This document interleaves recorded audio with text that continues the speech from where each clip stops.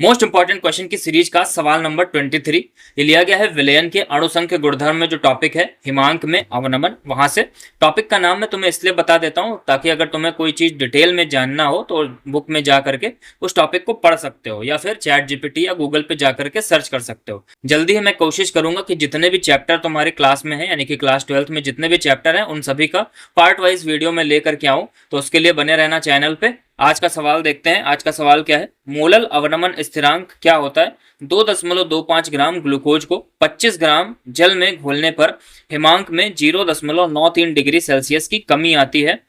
जल के मोलल अवनमन स्थिरांक की गणना कीजिए। पहले एक परिभाषा तुमसे पूछी गई है और उसके बाद उसी में न्यूमेरिकल दे दिया गया है। तो ये सवाल जो होंगे ये कम से कम 4 नंबर 5 नंबर में तुम्हें देखने को मिलेंगे। ठीक है, तो परिभाषा मोलल अवनमन स्थिरांक, और उसको करने के लिए यानी कि परिभाषा जानने के लिए तुम्हें ये पता होना चाहिए कि हिमांक में अवनमन क्या होता है। तो अवनमन का मतलब होता है कमी, हिमांक का मतलब होता है कि वह ताप जिस पर कोई द्रव किस में बदल जाता है, ठोस में बदल जाता है। मतलब कि क्या हो जाता है, जम जाता है। जिस पर कोई द्रव क्या हो जाएगा, जम जाएगा, उसको हम क्या बोलेंगे, हिमांक। जैसे अगर जल की बात करो तो जल का हिमांक क्या होगा, जल कौन से ताप पर बर्फ में बदल जाता है, तो 0 डिग्री सेल्सियस या फिर 273 केल्विन। डिग्री सेल्सियस में 0 डिग्री सेल्सियस और उसमें 273 जोड़ दोगे तो क्या आ जाएगा, केल्विन। आई होप समझ गए होगे। तो हिमांक में अवनमन क्या होता है, कमी कब होती है, तो जब किसी वाष्पशील पदार्थ में, जब किसी वाष्पशील द्रव में, जैसे वाष्पशील का मतलब क्या हो गया, जैसे जल, तो अगर जल के अंदर हम कोई मिला दें अवाष्पशील द्रव, जैसे हमने क्या मिला दिया, नमक, जैसे हमने क्या मिला दिया, नमक। ठीक है, नमक कैसा होता है, अवाष्पशील होता है, क्योंकि नमक अपनी भाप नहीं बनाता, नमक नहीं उड़ सकता। ठीक है, तो नमक क्या हो गया, अवाष्पशील हो गया। जैसे हम किसी वाष्पशील में अवाष्पशील विलेय पदार्थ मिलाते हैं तो उसके हिमांक में क्या हो जाती है, कमी हो जाती है। हिमांक में कमी हो जाती है और ये जो कमी हुई इसी को हम क्या बोलते हैं, हिमांक में अवनमन। क्या बोलते हो, हिमांक में अवनमन। अब इसको प्रदर्शित करते हैं किससे, डेल्टा टी एफ से। किससे प्रदर्शित करते हो, डेल्टा टी एफ से। और ये जो डेल्टा टी एफ होता है यानी कि जो हिमांक में अवनमन हुआ है, जो कमी हुई है, ये समानुपाती होती है किसके, स्मॉल एम। स्मॉल एम का मतलब क्या होता है तुम्हें पता है, मोललता। क्या मतलब होता है, मोललता। ठीक है, स्मॉल एम मोललता। अब मोललता अगर ये समानुपाती चिन्ह हटाओगे तो क्या आ जाएगा, डेल्टा टी एफ बराबर यहाँ पे आ जाता है के एफ और इंटू एम। अब ये जो के एफ है इसी को हम बोलते हैं मोलल अवनमन स्थिरांक। अब इसकी परिभाषा कैसे होगी, तो अगर ये एम यानी कि मोललता, विलयन की जो मोललता है वो अगर 1 हो जाए, कितनी हो जाए, अगर एम बराबर क्या हो जाए, 1, तो डेल्टा टी एफ बराबर किसके हो जाएगा, के एफ के। यानी कि जो के एफ की परिभाषा है वो यहां से तुम निकाल सकते हो कि जब मोललता कितनी हो, 1 हो, उस समय पे जो हिमांक में कमी होती है उसको हम क्या बोलते हैं, मोलल अवनमन स्थिरांक। अब ये मोललता 1 होने का मतलब क्या है, मोललता की परिभाषा क्या होती है कि विलायक के 1 किलोग्राम में घुले हुए मोलों की संख्या को हम क्या बोलते हैं, मोललता कहते हैं। तो अगर 1 मोल घोल रखा है तुमने 1 किलोग्राम में तो उसकी मोललता कितनी हो जाएगी, 1। तो उस समय जब हमने विलेय पदार्थ का 1 मोल घोल रखा है 1 किलोग्राम विलायक में, तब जो हिमांक के अवनमन होगा, तब जो हिमांक में कमी होगी उसी को हम क्या बोलेंगे, मोलल अवनमन स्थिरांक। आई होप समझ गए होगे यहां से, क्योंकि के एफ किसके बराबर आ रहा है, डेल्टा टी एफ के।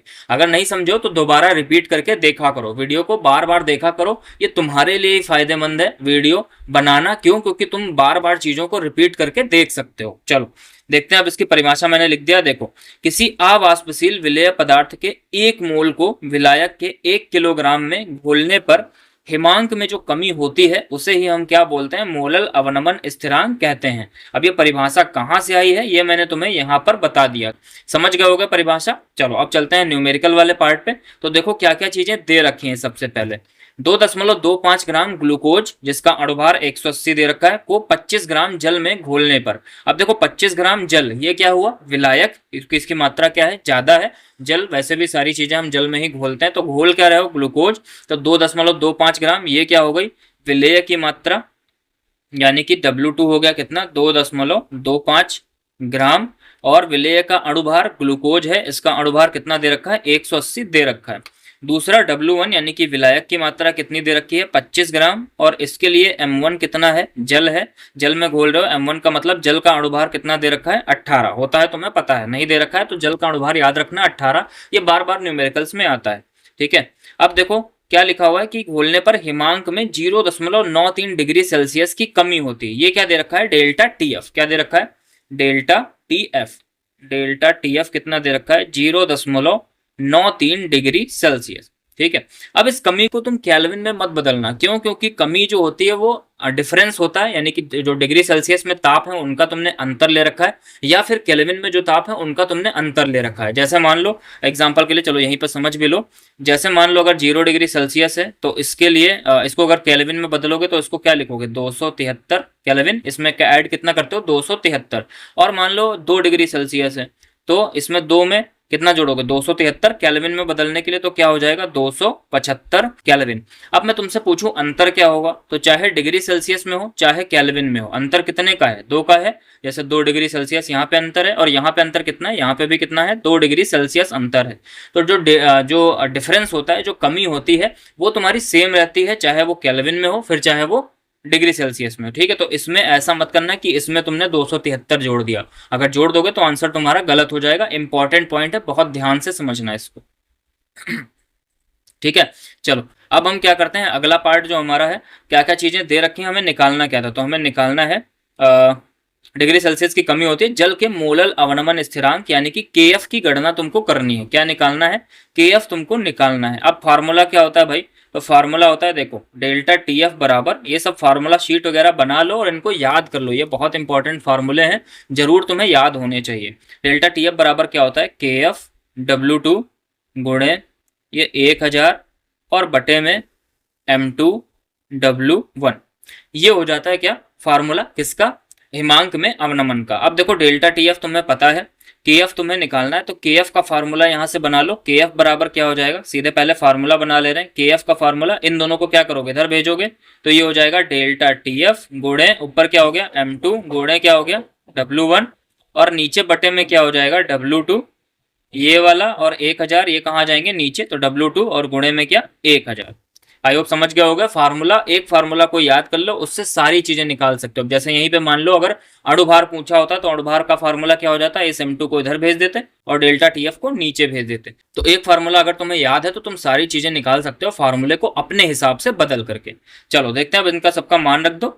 डेल्टा TF हमारा था 0.93 गुणे M2 का मान कितना है 180 इंटू W1 का मान कितना है 25 डिवाइडेड बाई W2 का मान कितना है 2.25 और गुणे ये क्या हो गया 1000। ठीक है, इतना तुम्हें मान रखना है। अब इसको तुम्हें क्या करना है, सॉल्व करना है।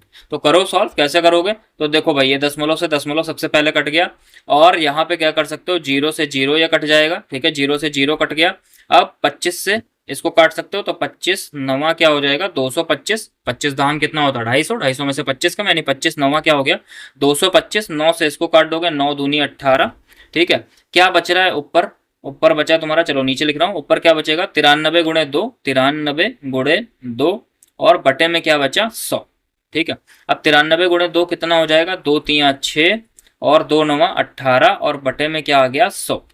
और इसको 100 अगर हटाओगे, यहाँ से 2 जीरो अगर हटाओगे तो कितने दर्जे बाद दाईं तरफ से गिनोगे, पहला और दूसरा, तो क्या हो जाएगा 1.86।